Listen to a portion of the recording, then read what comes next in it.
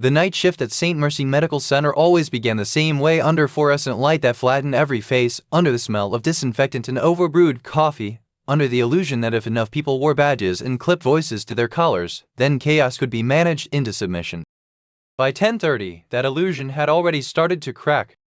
Monitors chirped in overlapping rhythms from triage. A child cried in pediatrics. Somewhere deeper in the building, a transport bed rattled over a seam in the tile. Then another, the sound echoing like a warning no one was listening to. The hospital was alive in the way only hospitals could be, sterile and frantic at the same time, pretending order while death negotiated in the corners.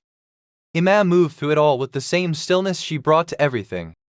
She was easy to overlook if someone was determined to. Average height, dark hair pulled into a neat low knot, light blue scrubs pressed clean, no wrinkles, no jewelry except a thin watch with a scratched face she never replaced. Her expression rested in calm neutrality, the kind that made people assume she was shy, inexperienced, or breakable. They were wrong on all three counts. She checked a chart, adjusted a saline drip, and listened to a post-op patient's lungs with a stethoscope that had gone warm against her neck from use. Her hands were steady, always steady, not slow, never hurried, just exact. Yeah. She looked up. Doctor. Klein stood near the central station, one hand on his hip, the other balancing a paper cup of coffee he would forget to drink. He was in his late 40s, polished, handsome in the practiced way men became when they spent years mistaking confidence for character. Chief of trauma, hospital favorite, the kind of doctor whose smile never reached his eyes. "You're in Bay 6 after this," he said, "and don't freelance tonight." A few residents nearby laughed quietly. Emma tilted her head a fraction. "I don't freelance." "No," Klein said, "because last week you corrected a resident's medication order in front of a patient. The dosage was wrong." The resident in question looked suddenly fascinated by his own chart. Klein's mouth curved, not into a smile but into something more decorative. "And I'm sure your little save made you feel very important. But if you want to stay employed here, you let doctors doctor." A hush moved through the nearby staff, not because this was unusual, because it was. He had chosen her in public. Emma nodded once. Understood. That should have satisfied him. It didn't. He stepped closer, lowering his voice like intimacy was the same thing as power. "You're competent enough with basic care, but trauma is not where we experiment with instincts. You're not in the military anymore." The words landed lightly on his tongue, casually, as if he were repeating a rumor he didn't fully believe. Emma's face didn't change. Neither did her breathing. Only one thing shifted, the way her fingers tightened around the chart for half a second before relaxing again. Klein noticed. His eyes flashed with small satisfaction. He had found a nerve. He walked away before she answered. At the station, a younger nurse named Bry whispered, "He's in a mood." Emma handed over a completed chart. "He usually is." Bry gave a tiny, surprised laugh. "You know he keeps trying to bait you, right?" Emma looked toward the trauma doors, where an orderly was wheeling in fresh linens. People usually want a reaction when they don't have a result. Bry stared at her for a moment. "How are you so calm all the time?" Emma almost answered. "Almost." Instead, she looked back down at the chart in her hand and said, "Calm is a choice, not a feeling." Then she moved on. She didn't see the hospital director watching her from the end of the corridor. Gavin Mercer had a way of appearing without seeming to move. Tall, silver at the temples, expensive watch peeking from under a tailored sleeve, smile smooth enough to reassure donors and silence complaints in the same breath. He didn't belong on the floor this late, but Mercer liked surprise rounds. He liked being seen where he didn't need to be. It made people nervous. Nervous people were easier to manage. He watched Emma from a distance while pretending to read a message on his phone. He had noticed her weeks ago. Not because she was loud.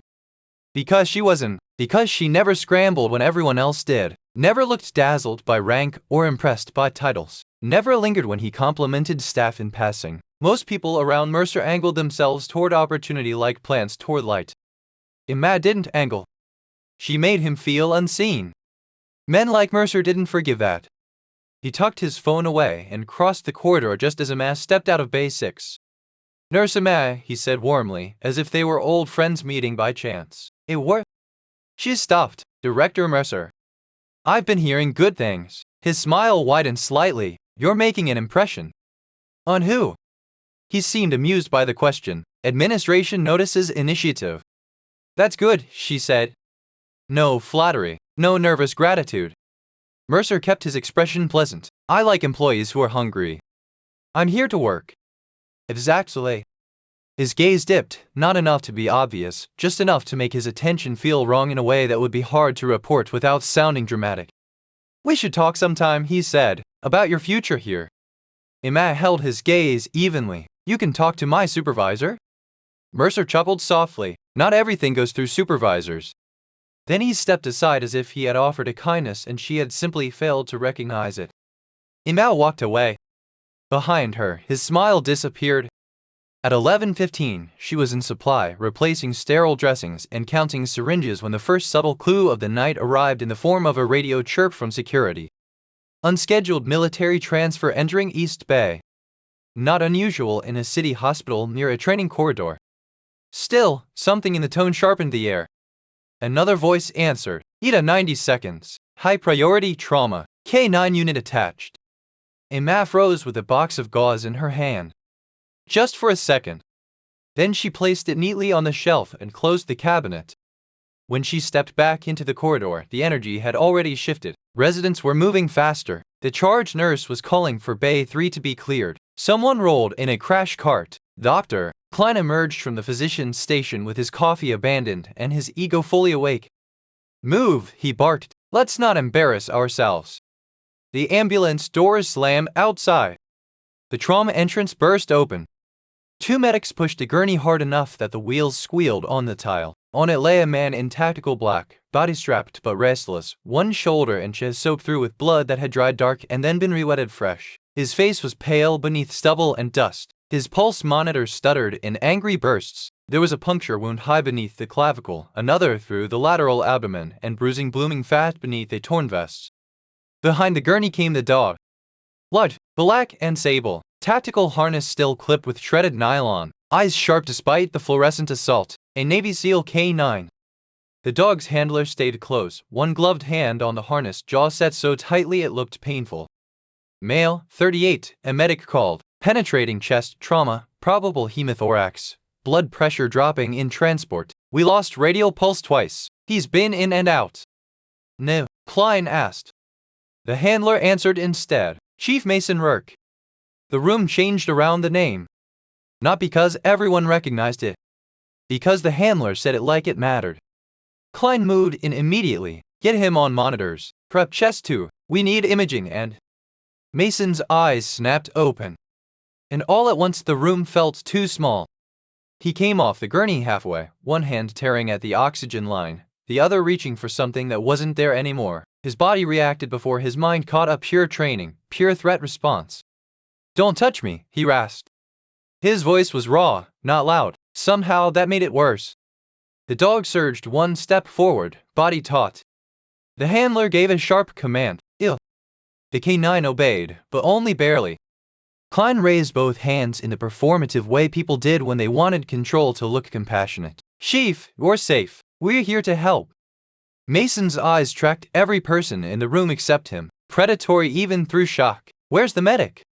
There is no medic, Klein said. There's a trauma team. Mason coughed, a wet, ugly sound, and a ribbon of blood touched his lower lip. Then I'm not dying here. He tried to sit up farther. The monitor screamed. Sir, one of the residents said nervously, if you keep moving, you could collapse your lung. Mason's gaze cut to him so fast the resident physically flinched. The K9's ears pinned forward. And from the edge of the room, Ines saw what everyone else missed. Not the wound. Now first, the angle of his shoulder. The shallow catch beneath his left rib every fourth breath. The skin tone around the neck wound. And the dog. Not aggressive, hypervigilant. Protecting not from strangers but from panic. She stepped forward once. Klein saw it and snapped, Stay in your lane, nurse. Emma stopped. Mason's head turned. For one suspended second, his gaze landed on her. Not recognition. Assessment. Then the dog saw her too. Its posture shifted almost imperceptibly, not relaxing, recalibrating. The handler noticed. His brows drew together. Sir, he said quietly to Klein, the dog's reading something. Klein didn't even look at him. What it's reading is a room full of civilians trying to save your man. Emma's eyes moved to the K9's harness. There, half hidden under dried blood and torn webbing, was a small patch held on by one remaining corner of Velcro. A symbol. A black trident crossed over a red bar. Old unit mark. Unofficial. She said nothing. But something cold and familiar moved under her ribs. Chief, Klein said, trying again, you're losing blood. We have to decompress that chest now. Mason's jaw tightened. You put a tube in me blind and you'll hit the vessel. One of the residents whispered. How would he even know that? Because he'd been there before, Emma thought. Because some bodies remembered every bad decision anyone had ever made to them. Klein's face hardened. You're not in command here. That was the wrong thing to say. The dog's low growl rolled through the room like distant thunder. Every head turned. The handler tightened his hold. Easy. Emma looked at the wound again. Then at Mason's breathing. Then at the cart. There were clues everywhere for someone who knew how to read a body under pressure. The kind of clues that never showed up in textbooks the same way they showed up in real blood and real fear. She stepped once more. Klein rounded on her. Did I stutter? No, Emma said. The room went still. Because she hadn't sounded offended. She had sounded certain. Klein blinked. Then get out of my bay. Mason's pulse dropped on the monitor. The sound changed less frantic, more dangerous. One of the medics swore under his breath. He is crashing. Klein reached for the chest tube tray. And Emma, without raising her voice, said the one sentence that made the dog go absolutely still. If you cut there, he dies. The room inhaled. Klein turned slowly. Excuse me? Emma looked not at him but at the wound. It's not where it looks. The pressure is tracking upward under the clavicle. If you decompress standard, you'll hit collateral flow. The resident nearest the monitor frowned. That's possible. Klein laughed once, humorless. Possible? Based on what? Her intuition. Based on his breathing, Emma said, and the fact that he's protecting the wrong side because the pain is referred. No one moved. Not even the dog. The handler stared at her openly now. Mason looked at her too, through pain and blood loss and whatever battlefield ghost still hadn't left his eyes. And for the first time that night, his body stopped fighting. Not because he trusted the room. Because he trusted one person in it. Klein's face flushed. Enough. He turned to continue the procedure. And Emma knew, with the same terrible certainty she had known too many times before, that if she obeyed, someone was going to die. Emma did not move when Dr. Klein ordered her out. The command hung in the trauma bay like a wire pulled too tight, vibrating with the threat of consequence. Around them, the room seemed to narrow fluorescent light, steel tray, blood-dark fabric, the animal intensity of a wounded operator trying not to black out in a room full of strangers.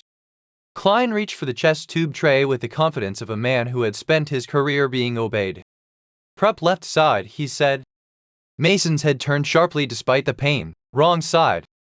Klein ignored him. That was the second mistake. The first had been assuming this room still belonged to him. Emma stepped forward before she consciously decided to. It wasn't rebellion. It was recognition. The body in front of her was following a pattern she knew too well. Trauma layered over training, injury disguised by adrenaline, danger hidden under what looked obvious to everyone else. She crossed to the bedside and put one gloved hand lightly over the tray before Klein could lift the instrument. The motion was not dramatic. That made it more shocking. Klein stared at her hand, then at her face. What exactly do you think you're doing? Buying him 30 seconds, Emma said. You do not have 30. No, she replied, you don't. A resident inhaled sharply. The charge nurse's eyes widened. The K9 had gone utterly still now, muscles rigid under the tactical harness, ears fixed forward, as if even the dog understood that something irreversible was about to happen. Klein's voice dropped. Move your hand. Emma looked at Mason instead. His skin had gone slightly gray beneath the fluorescent lights. Sweat clung at his temples. Every breath was shallower than the last, but his eyes, those sharp, exhausted eyes, were on her. Can you hear me? She asked him. He gave the smallest nod. Any numbness in the left hand before transport? His jaw clenched, on and off. Taste metal. He blinked once. As vision tunnel when you sit forward. Another nod. Klein scoffed. What is this, a psych eval? Emma ignored him. Where does the pain spike when you inhale? Mason's hand shifted weakly, not to the wound in his chest, but just beneath the clavicle, near the base of the neck. The room changed. It was subtle, but it happened. Duff. Not about Emma anymore. About Klein. Emma reached for the ultrasound probe hanging on the side wall. "If I'm wrong," she said without looking away from the patient, "I'll leave the floor and you can write me up yourself." Klein folded his arms. "You're already done. Then you have nothing to lose." The charge nurse moved first, almost without realizing she had chosen a side. She passed Emma the gel. Klein noticed. His face hardened. "You're all out of your minds." Emma didn't answer. She pressed the probe carefully near the upper chest, adjusting angle with the precision of someone who had done this in worse light, with worse tools, under conditions no one in this room could imagine. The screen flickered. Should have. Fluid. Compression. And there it was. Not where Klein had been aiming. Higher, tighter, hidden. The resident nearest the screen swore under his breath. "There's a pocket under the subclavian tract." Klein stepped closer to spike himself. "That's not enough to." "It is when the vessel is displaced," Emma said. "He doesn't need a standard chest tube. He needs a controlled release before pressure drops him into a rest." The resident looked from the screen to her. "How do you know that?" Emma's expression didn't change. "Because if you miss it by 2 centimeters, he bleeds out where you can't stop it." No one asked how she knew that. Because something in her voice made the question feel dangerous. Mason let out a strained breath that was almost a laugh. Finally, he rasped, "Someone who can read." Klein bristled. "You're not touching him." Mason's gaze shifted to him, and despite the blood loss, despite the oxygen line hanging half loose from his face, his voice landed with enough authority to make the room listen. "She touches me," he said, "or no one does." Silence followed. Not confusion. Decision. Klein looked around the room for backup and found none. No one openly challenged him. That would have required courage. But no one moved to support him either. That was worse. He pointed at Emma. "The second this goes wrong, you're finished." Emma took the sterile kit from the tray. "If this goes wrong, he's dead." Then she leaned in. Everything after that became rhythm. Gloves adjusted. Middle angle. Monitor tones sharp and insistent in the background. The smell of iodine and blood and hot plastic from the overhead light. Emma's movements were economical, almost quiet. She marked the insertion point with one finger, waited through the rise and fall of a single breath, then looked directly into Mason's eyes. "This is going to hurt." He gave the slightest, grim smile. "Wouldn't trust it if it didn't." Then she inserted. The room held itself in suspension. For one impossible second, nothing happened. Then a hiss. Pressure release. A wet, trapped sound escaping where it had no business being. Mason's entire body jerked once. The monitor dipped. Then Klein. His breathing changed first. Deeper. Cleaner. Like a locked door had finally been kicked open from the inside. The resident checked the screen again, eyes wide. Pressures improving. The charge nurse looked at the monitor. O2's coming up. The handler exhaled a curse of pure disbelief. Even the dog shifted, the tension easing out of his shoulders just a fraction. Mason closed his eyes for a second, not unconsciousness, but relief so profound it almost looked like grief. Klein stood frozen. Not because he didn't understand what had happened. Because he understood it perfectly. She had been right. And everyone had seen it. Emma secured the line with clean, efficient hands, then stepped back the moment the resident moved in to take over. No flourish, no explanation, no moment of triumph. She had done what needed to be done, and that was all. "Get him to CT now," she said. "There may still be vessel compromise, but he's stable enough to move if you keep him elevated 15 degrees and don't roll him flat." The resident nodded immediately. Klein did not. He was still standing there with his authority bleeding out in front of his own staff. Then, like a man grabbing at the last thing he still believed belonged to him, he said, "Escort Nurse Emma off this floor." The words were so out of place after what had just happened that for a second no one moved. Then the charge nurse blinked. "Doctor, you heard me." His face was red now, not with fear but humiliation. She disobeyed a direct order and performed an unauthorized invasive procedure on a federal patient. Mason's eyes opened again. "Try it." Klein ignored him. "Security."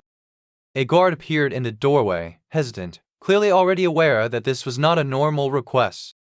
Emma removed her gloves, dropped them into the bin. Her face remained calm. That somehow made the punishment feel uglier. You don't have to do this, Bryce said from the back of the room, voice small but audible. Klein rounded on her. Do you want to join her? Silence. Emma stepped away from the bed on her own before anyone could touch her. Don't, she said to the guard, sparing him the humiliation of pretending to force her. She looked at Mason once more. He was breathing better now, but his gaze stayed fixed on her with the alert intensity of someone who had not survived his line of work by missing important details. You knew, he said quietly. Emma adjusted the cuff of her glove-free hand. You were easier to read than you thought. That's not what I meant. She didn't answer. Because she knew exactly what he meant. The dog let out a low sound, not quite a growl, not quite a whine, as she stepped toward the door. The handler reached automatically for the harness, but the dog didn't move from the gurney. He simply watched her go, eyes tracking with the kind of loyalty usually reserved for blood and battle. That, more than anything else, made the room uneasy. Because dogs like that didn't choose people lightly. And this one had chosen. Outside the bay, the hallway felt colder. Security walked beside her, but not too close. More escort than restraint. The moment they cleared the trauma doors, whispers began. Not loud. Not cruel. Was curious. That was how reputations changed in hospitals, not with formal announcements, but with side glances and unfinished sentences and the electric spread of something no one could quite explain. At the end of the corridor, Mercer was waiting. Hospital Director Gavin Mercer. Hands in his pockets, smile in place, as if he had been expecting exactly this. What happened? He asked, though his eyes said he already knew enough to enjoy it. Imaz stopped. He's alive. Mercer's smile thinned. That's not what I asked. It's what matters. His gaze sharpened. Security shifted awkwardly, then retreated when Mercer waved them off. Thank you, he said, dismissing them with the ease of a man who had spent his life making other people disappear from his problems. When they were alone, his expression softened into false concern. You really do make things difficult for yourself. Imaz said nothing. Mercer took a step closer. You have talent. People like you could go far if you understood how institutions work. She met his gaze without blinking. I understand exactly how they work. Do you? He smiled faintly. Because from where I'm standing, you just gambled your career to embarrass a surgeon in front of a room full of witnesses. I treated a patient. No, Mercer said softly. You challenged the hierarchy. That was more honest than anything he had said to her all night. He leaned slightly closer, lowering his voice. And people in your position don't get away with that unless someone wants them to. The corridor around them kept moving, stretchers rolling, staff passing, phones ringing, yet somehow the space between them felt sealed off. Mercer's attention moved over her face the way a hand might test a bruise. You know, he said, there are ways to survive here. Better ways. Imaz's shoulders remained loose. I'm not interested. Promotion, recommendation, protection. His voice grew smoother. These things don't happen by accident. She looked at him for a long second. Then said, protection from who? That made him smile. The wrong kind. He glanced down the corridor toward the staff restroom, then back at her. Come with me. We should discuss this privately before HR turns it into something ugly. Every instinct in her body tightened. Not visibly. Never visibly.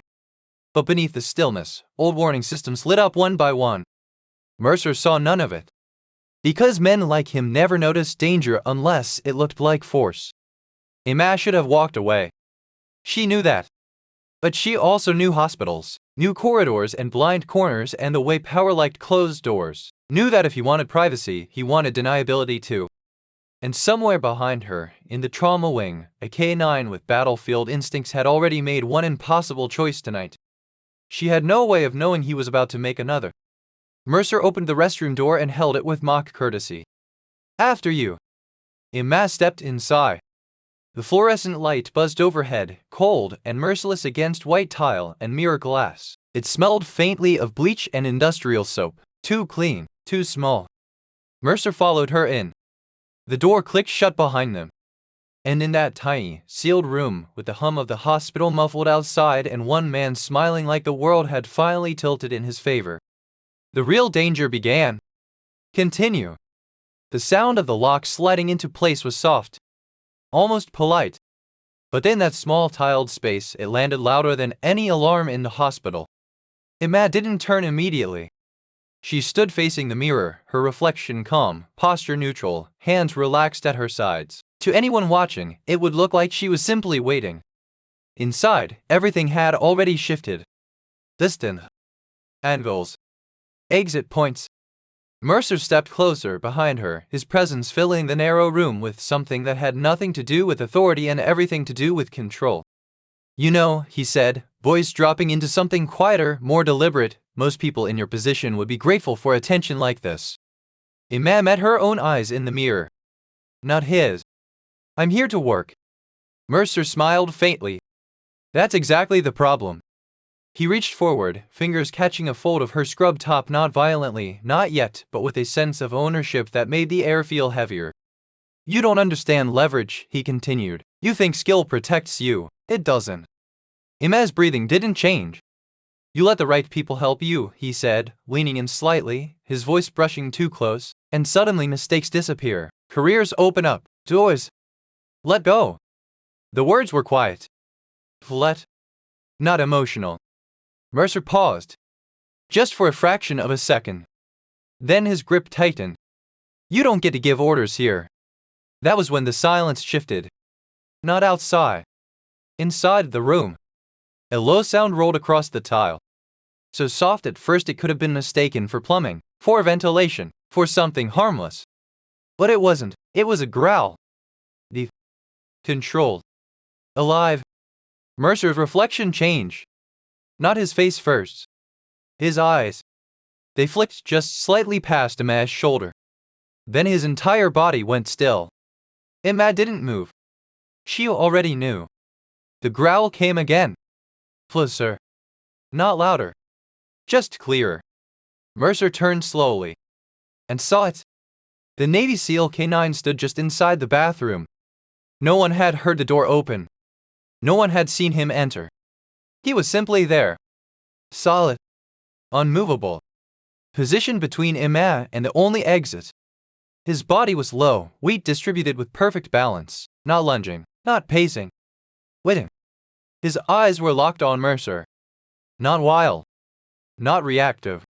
Judging. The handler's voice echoed faintly from the hallway. Deal. The command bounced uselessly against the closed space. The dog didn't even flick an ear. Mercer released Emma instantly. Too fast. Like he had been burned. What the hell is this? He snapped, but the edge in his voice was gone. Replaced by something thinner. Veer. Call it off, he said, backing up a step. Call it off right now. Emma turned slowly. Now she faced both of them. The man. The dog. The truth of the moment sitting between them like something undeniable. She didn't rush. Didn't panic. She simply looked at the K-9. Really looked. The same way she had in that operating room weeks ago when his chest had been open and failing and he had trusted her without understanding why. Recognition passed between them. Not human. Not spoken. But real. Easy, she said. The word landed differently than the handler's commands. Not louder. Not sharper. Grounded. The dog's posture shifted. Not relaxing. Refocusing. Mercer let out a shaky breath. Good. Keep him like that. He moved.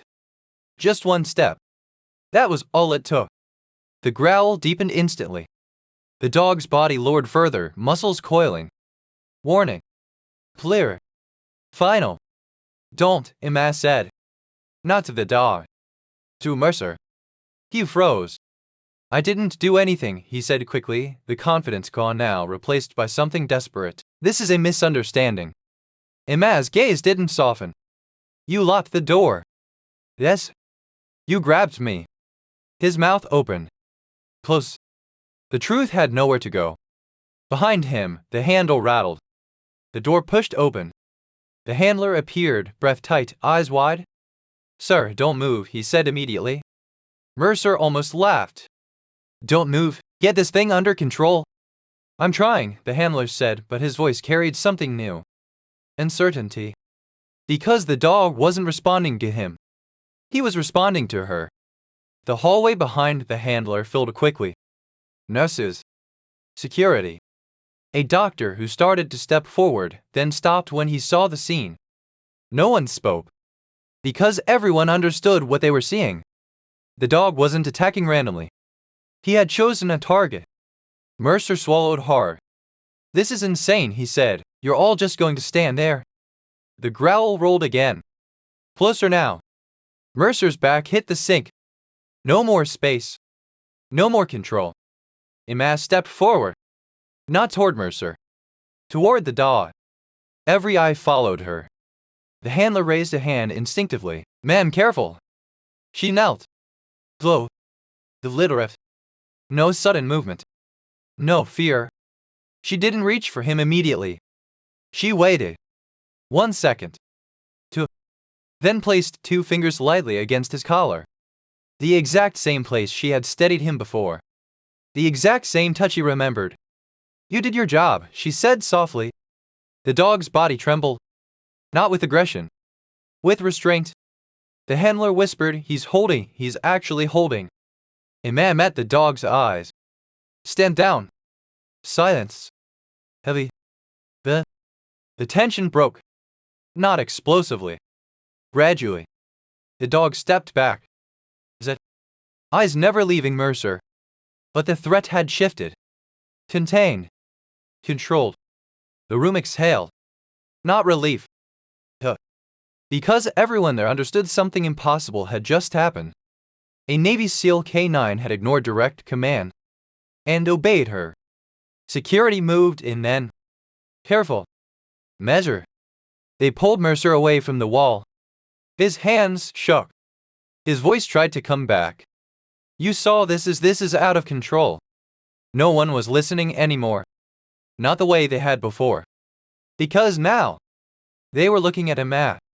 Not as a rookie. Not as background. As something else entirely.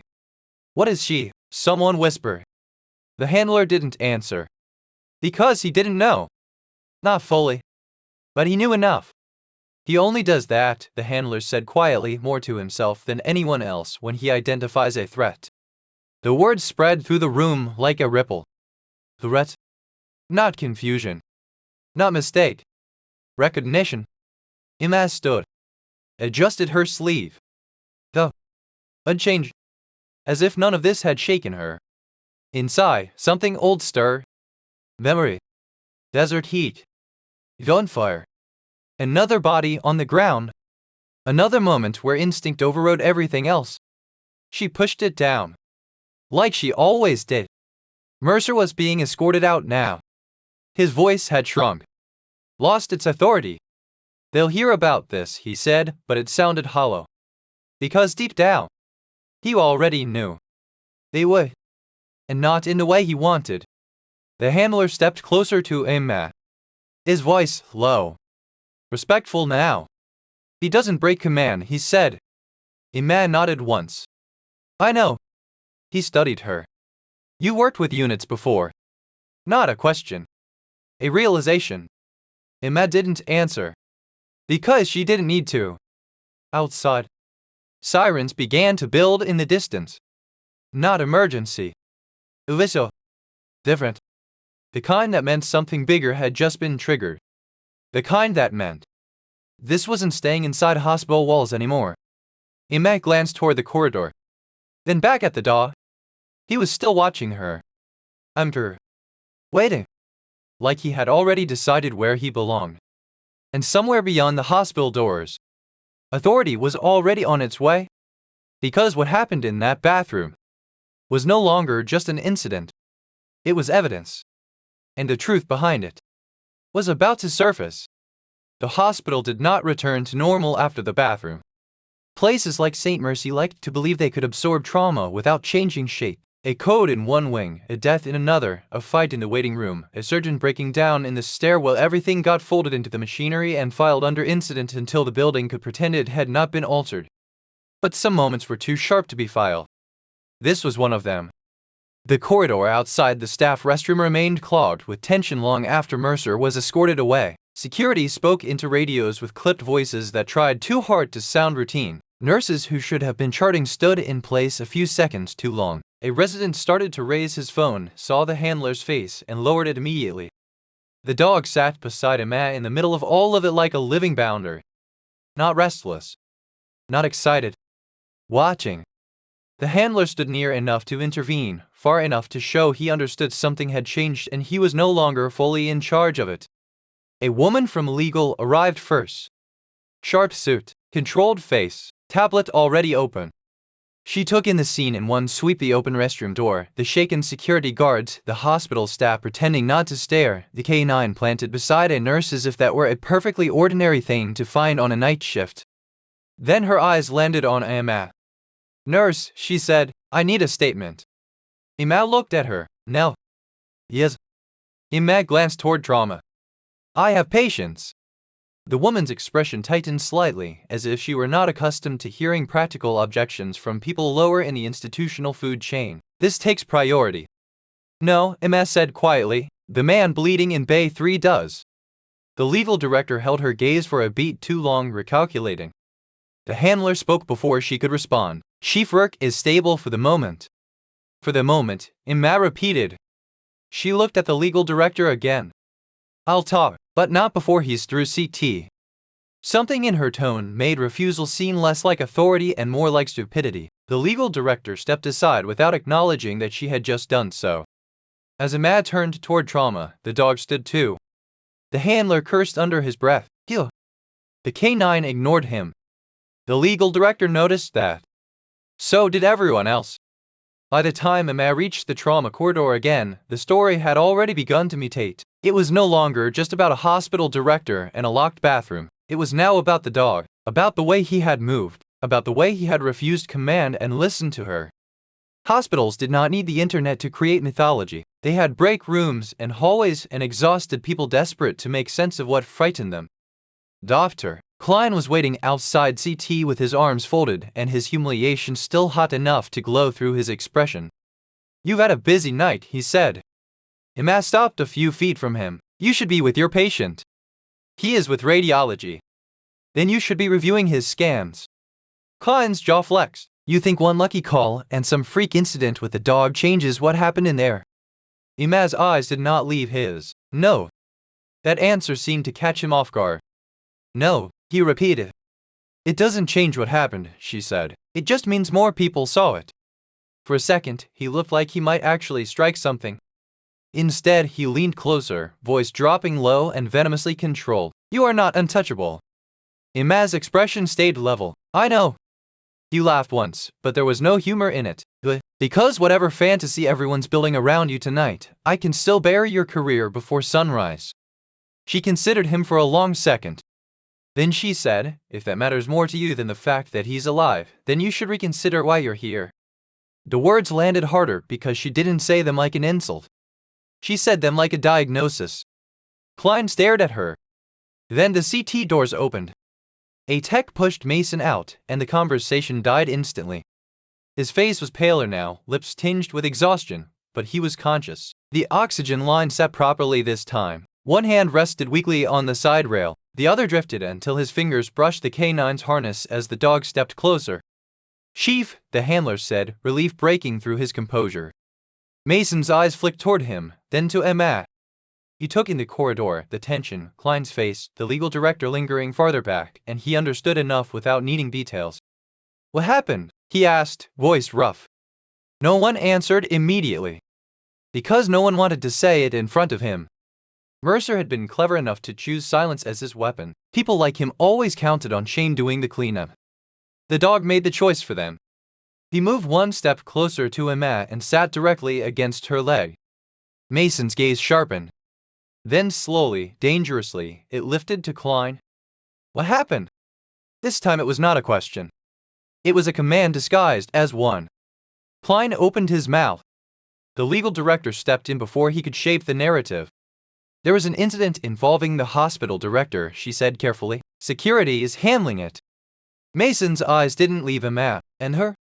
"She's fine," the legal director said too quickly. Mason kept looking at Emma. "Oh, you..." She held his gaze. He believed that answer less than everyone else did, but he let it stand. The transporter started to wheel him toward ICU. Emma fell into step beside the bed to check the line placement one more time. The canine moved with them automatically, handler attached but increasingly irrelevant to the equation. As they turned the corner, Mason said without looking at her, "You've done this before." It was not a compliment. It was recognition. Emma adjusted the blanket near the line. "You should rest." "That's not an answer." "No." He gave a tiny, exhausted smile that vanished almost immediately. "That sounds like one." She didn't respond. Because there were too many answers to choose from, and none of them belonged under hospital lights.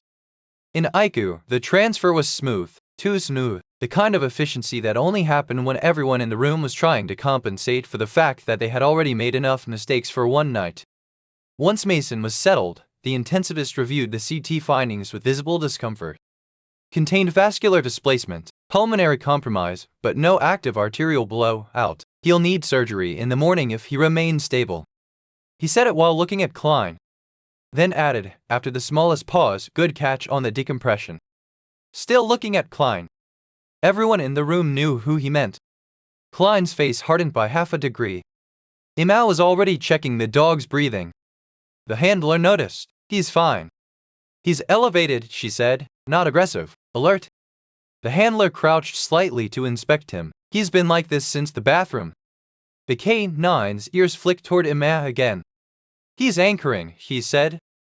The handler looked up sharply. "How do you know that?" She didn't answer. The silence was enough. The legal director appeared in the ICU doorway again. "Nurse Emma, conference room, now." This time, Emma went. The conference room was too cold and too bright, the kind of place designed to make people smaller. There was a camera in one corner, a box of tissues no one ever admitted was strategic, and a long table polished enough to reflect bad decisions back at the people making them. The legal director sat across from her. A security supervisor took the side chair. The handler remained near the wall because no one had actually invited him, but no one seemed willing to ask him to leave either. And the dog lay directly beside him as chair as if that, too, were non-negotiable. The legal director opened a file. "For the record, state your full name." "Ina Ward." "Position?" "Registered nurse. Emergency and trauma float." The legal director nodded. "Describe what happened in the restroom." Ina did. "Not emotionally. Not defensively. Just fact by fact." "The hallway." "Musser." The invitation framed like career advice. The lock. The hand on her scrubs. The words. The dog. The intervention. No embellishment. No dramatic pauses. She gave them the truth in the cleanest form possible, and somehow that made it hit harder. When she finished, no one spoke for a moment. Then the security supervisor cleared his throat. "You said he grabbed you." "Yes." "You did not physically resist." "No." "What?" Emma looked at him. "Because people like that used resistance to rewrite the story." The legal director's pen stopped moving. The handler stared openly now. Emma continued before anyone could ask the obvious next question. "If I shoved him, it becomes mutual escalation. If I yell, he says he was trying to help. If I panic, he says I misunderstood. If I stay still, the truth has less room to hide." The room felt smaller after that. The legal director closed the file halfway. "That is very specific." Emma's face remained unreadable. "It's effective." No one asked where she had learned it. The security supervisor glanced toward the door as another officer entered. This one was not hospital staff. Plain clothes, government posture, the kind of stillness that came from a career spent around people who lied for a living. He stepped into the room, looked first at the dog, then at Emma. Not curious. Confirming. "Sorry to interrupt," he said, though nothing about him suggested apology. "We reviewed the corridor footage." The legal director straightened.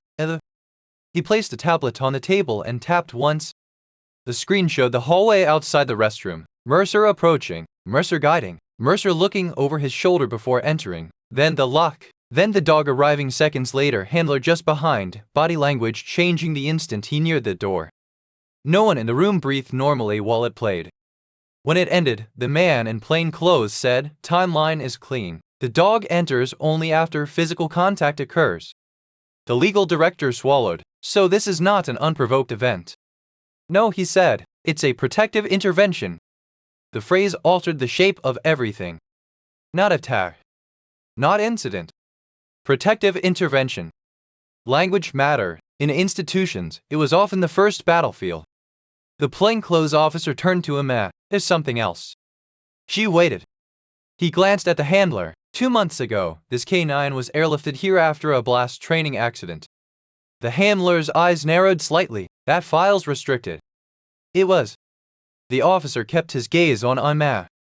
Records indicate the dog should have died on intake. The legal director looked between them. What does that have to do with tonight? The officer answered without taking his eyes off Emma. Everything. The handler's face changed first. Recognition moving across it in slow, disbelieving pieces. No, he said softly. No way. He looked down at the dog, then back at Emma. You were in that room. Emma said nothing. The officer continued. The surgeon on that emergency transfer froze. The veterinary consultant hadn't arrived. The animal had shrapnel near the thoracic cavity and active hemorrhaging. Someone opened the chest enough to relieve pressure and held the bleed manually until backup arrived. The legal director stared. A nurse did that. The officer finally nodded toward Emma. The room went very quiet. The handler's mouth opened, then closed again. That was you. Emma's answer came flat and simple. He needed help. The handler took a step back as if the floor had shifted. He never forgot you, he said. She looked down at the dog. The canine had lifted his head, eyes calm now, almost solemn. No excitement, no performance, just certainty. The plainclothes officer studied them both. This is not the first time a dog has trusted you over command, he said. The legal director looked like she had just realized the hospital had not had a staffing issue tonight. It had stumbled into something much larger and far less manageable.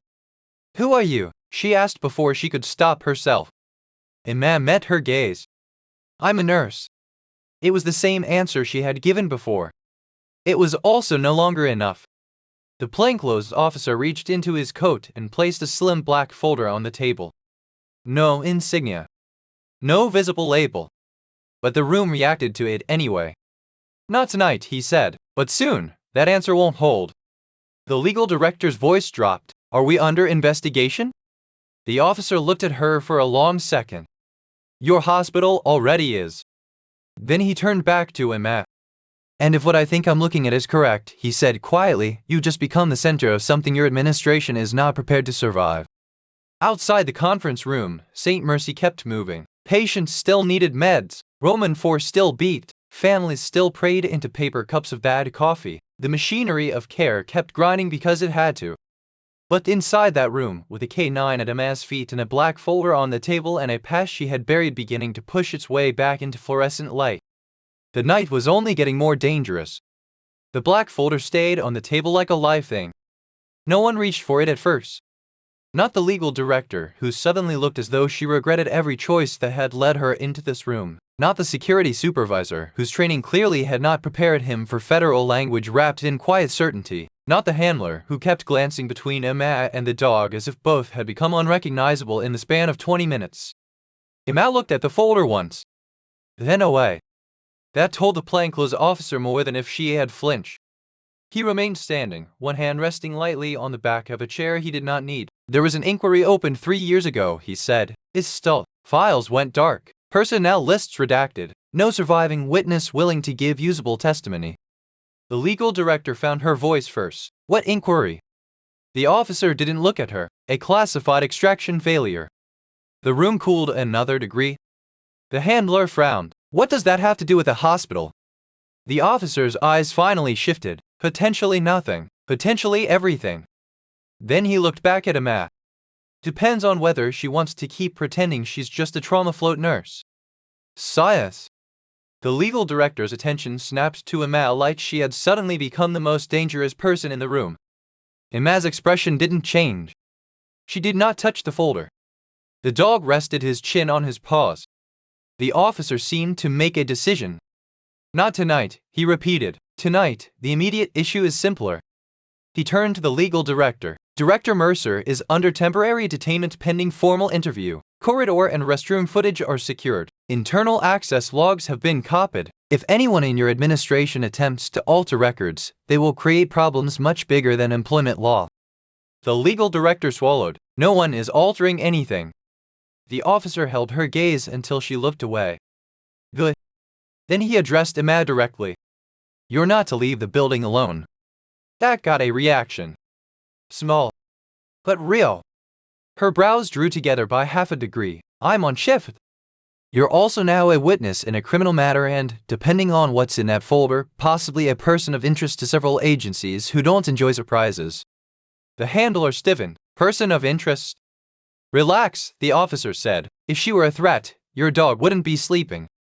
The K9's tail thumped once against the floor, as if confirming the point. No one laughed. Because somehow that made the statement more serious. Emma finally spoke. I'm not going anywhere. The officer nodded. Good. He slid the black folder 2 inches closer to her. Not enough to force a choice. Enough to acknowledge that one was coming. Then he left. The room remained still after the door shut. The legal director stared at the folder as if it might explain itself if she looked long enough. What is that? Emma stood. The dog rose with her. I don't know, she said. It was not a lie. Not entirely. She knew what shape the past took when it came back for people like her. It never returned as memory. It returned as paperwork, chain of command, and men who spoke softly because they did not need to raise their voices. The legal director stood too. You're not taking that. Emma looked at her. The woman's confidence faltered instantly. Then the handler stepped in, not physically but socially, his voice carrying just enough edge to matter. If a federal officer left it with her, I don't think this hospital gets to claim it. The legal director's jaw flexed. She said nothing. Emma picked up the folder. It was lighter than she expected. That somehow made it worse. She left the conference room without another word. The ICU corridor was dimmer than the ER, the lighting softened to protect the illusion of rest. Machines hummed behind half-closed doors. The smell of antiseptic here was cleaner, less mixed with panic. But fear still lived in ICU. It just learned to whisper instead of shout. Mason was awake when she entered. The room was dark except for the monitor glow and the low blue light above the sink. His head turned the moment she crossed the threshold, as if some part of him had been tracking her even through sedation and walls. The dog entered behind her and settled instantly at the bedside. Mason's eyes dropped to the black folder in her hand. Then back to her face. Looks official, he said. Emma set it on the counter without opening it. It usually is. He studied her in the half-light. That doesn't sound like a guess. She checked his line instead of answering. His vitals were better, not good, but not losing ground. That surgeon almost killed me, he said after a moment. Emma adjusted the monitor lead. He almost made the wrong call. Same result. She looked at him then. No, same intent.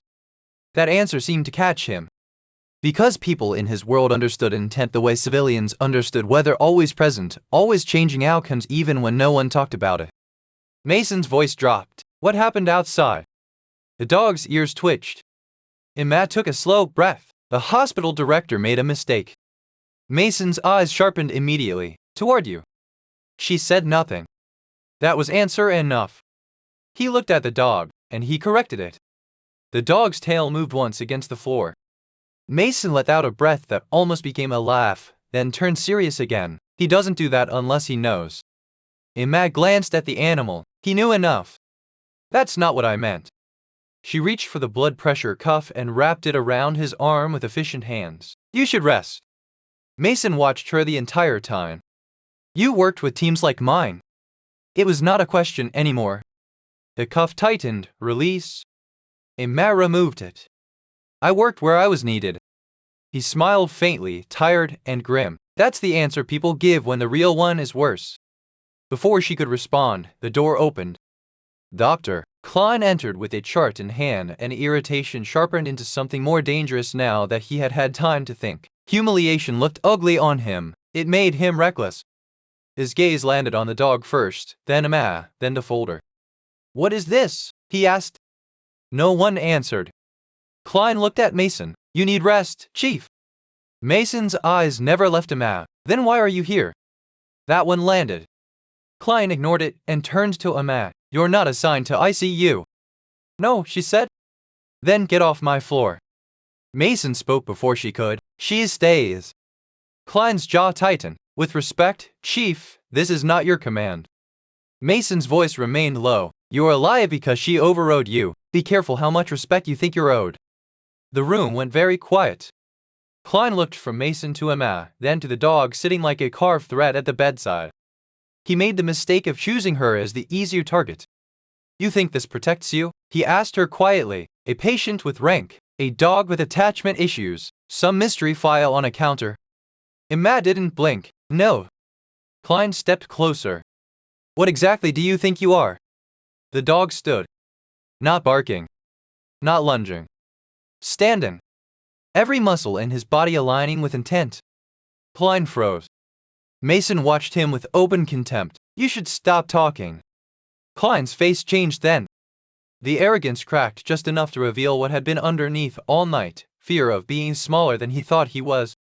He looked at Emma one more time. And in that look was the first hint that he was beginning to understand something very dangerous for a man like him. That she had never been small at all. He left without another word. The room exhaled after the door shut. Mason shifted slightly and winced. He's going to come after you. Emma adjusted his blanket. Probably. That doesn't bother you?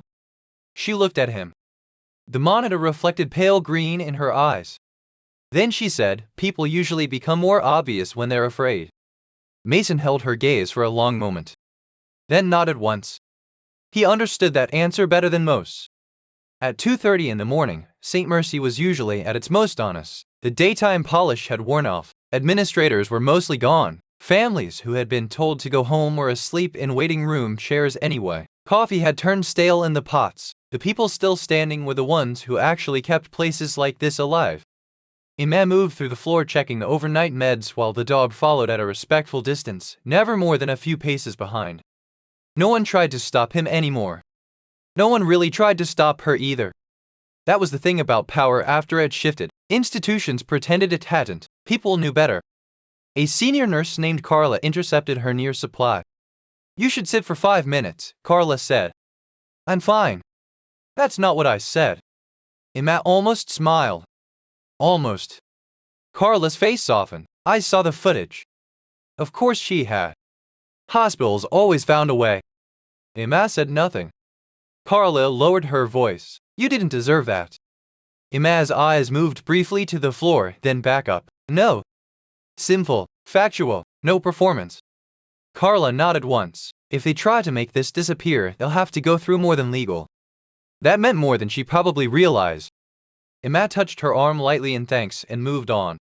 Near the nurse's station, the handler was sitting on the edge of a chair, elbows on knees, staring at the floor while the dog watched him at chart.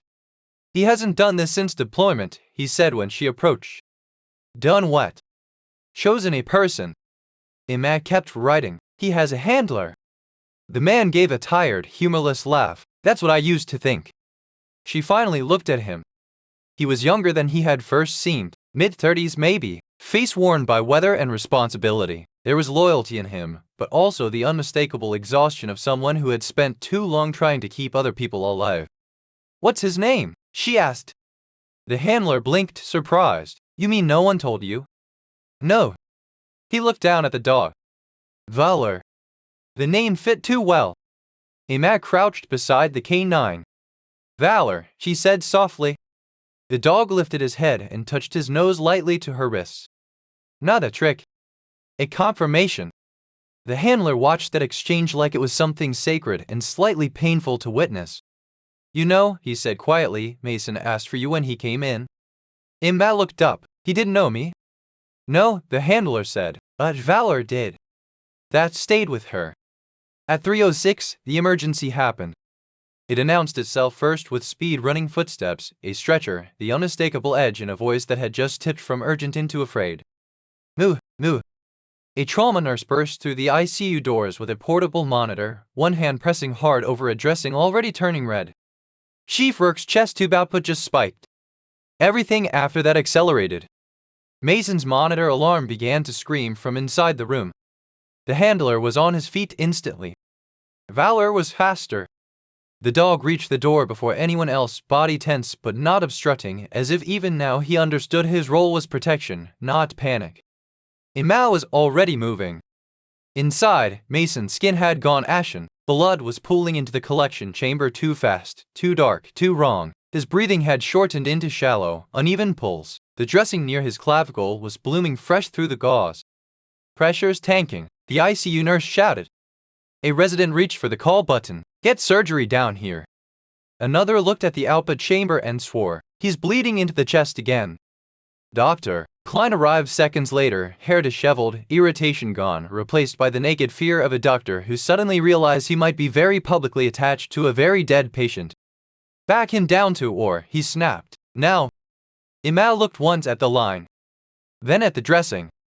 Then at Mason's breathing. And she knew before anyone said it. He wouldn't make it to the OR. Not flat. Not moving.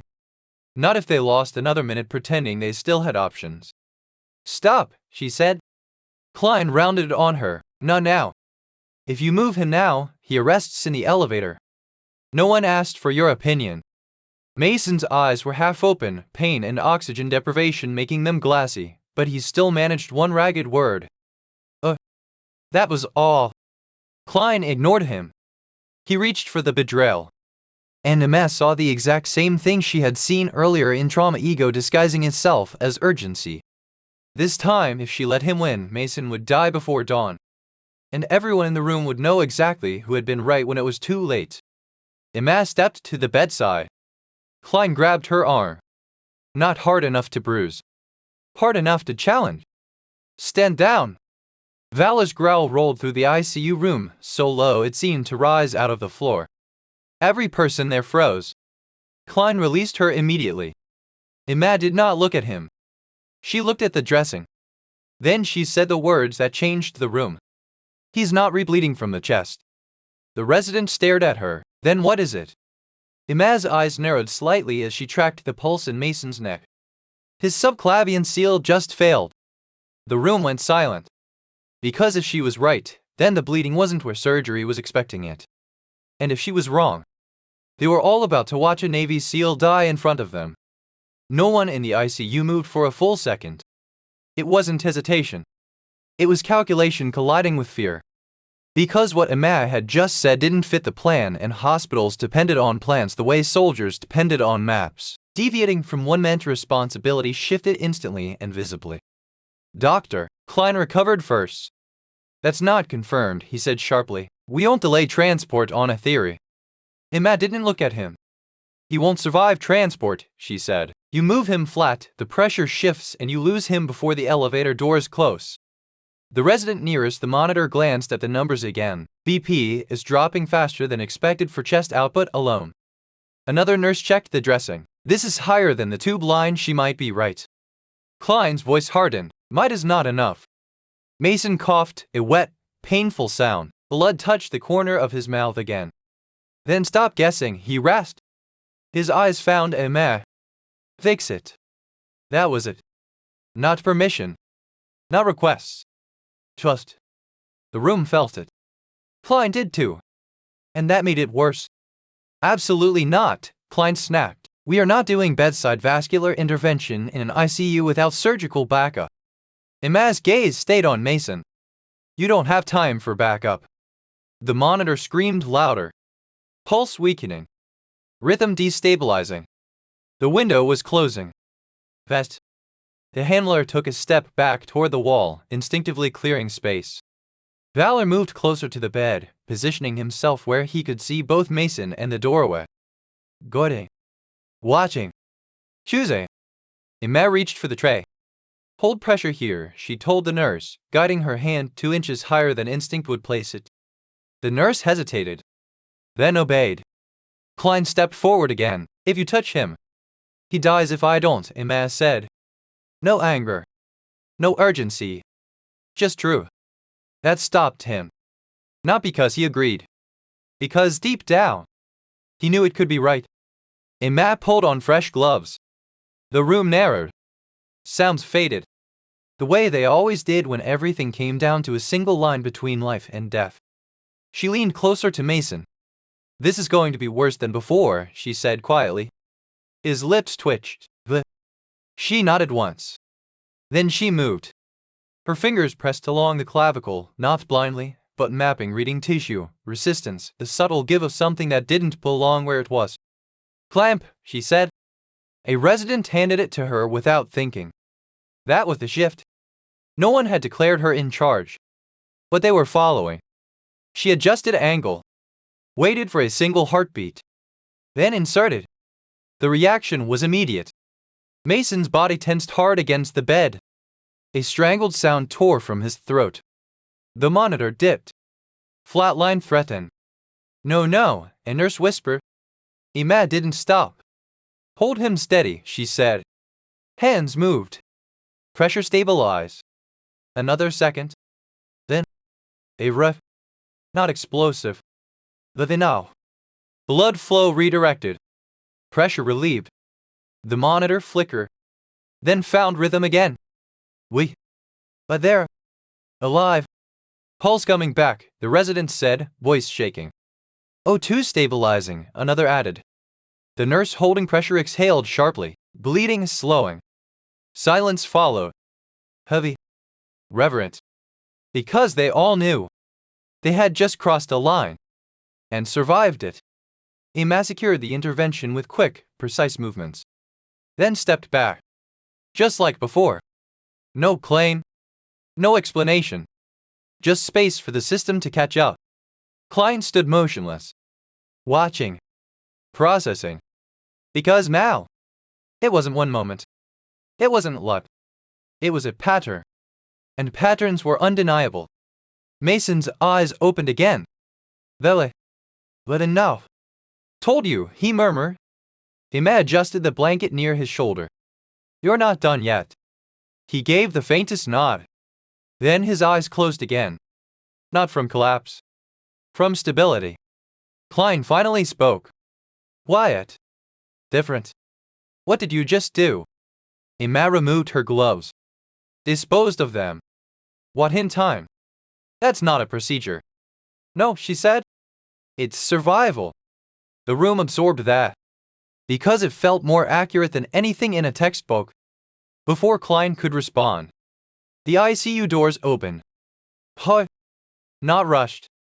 Controlled. 3 men entered. Uniformed. But not hospital. Not standard military either. Different. Huh? Behind them. The same plainclothes officer from before. The air shifted instantly. Authority had arrived. Real authority. Who is in charge here? One of the uniformed men asked. Klein stepped forward automatically. Oh. The man looked at him. Then at the monitors. Then at Mason. Then at Emma. And something in his expression changed. Recognition. Not personal. Professional. What happened? He asked. Klein opened his mouth. She stabilized him, the resident said before he could. The words slipped out. Unfiltered. Honest. Every head turned slightly. Because that was the first time someone had said it out loud. The uniformed officer nodded once. Then turned to Emma. Name.